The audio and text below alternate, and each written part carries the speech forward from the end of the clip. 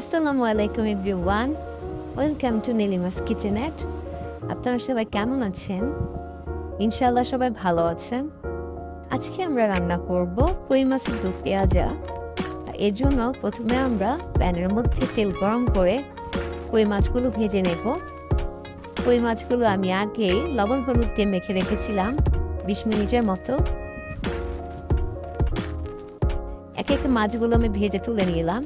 এখন আমি ওই কড়াইয়ের মধ্যে আর একটু তেল দিয়ে দিলাম 12টি পেঁয়াজ কুচি।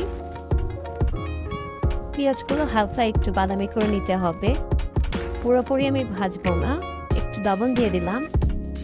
এখন দিয়ে দিলাম আদা রসুন পেস্ট 1.5 চা চামচ।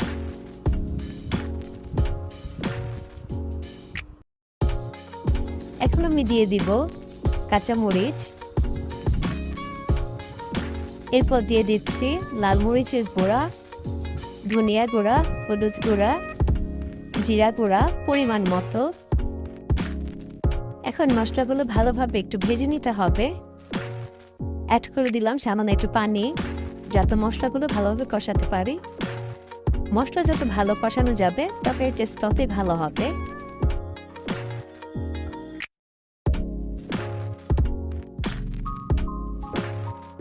এখন আমি দিয়ে দিব মাছগুলো।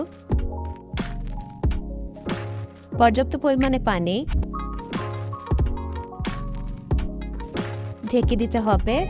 মাঝে মাঝে নেড়ে দেখতে হবে নিচে যাতে লেগে না যায়।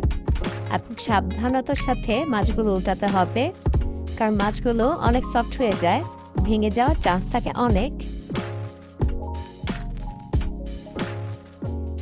এখন দিয়ে দিলাম সামান্য একটু চিনি। এটা অপশনাল, আপনারা চাইলে দিতেও পারেন, নাও দিতে পারেন। দিলে পরে স্বাদটা দ্বিগুণ বেড়ে যায়। এরপর আমি দিয়ে দিব ধনিয়া পাতা। আর ধনিয়া পাতা না থাকলে দিতে পারেন জিরা পাউডার, যেটা ভেজে নেওয়া জিরা। এতে করেও খুব ভালো টেস্ট হবে।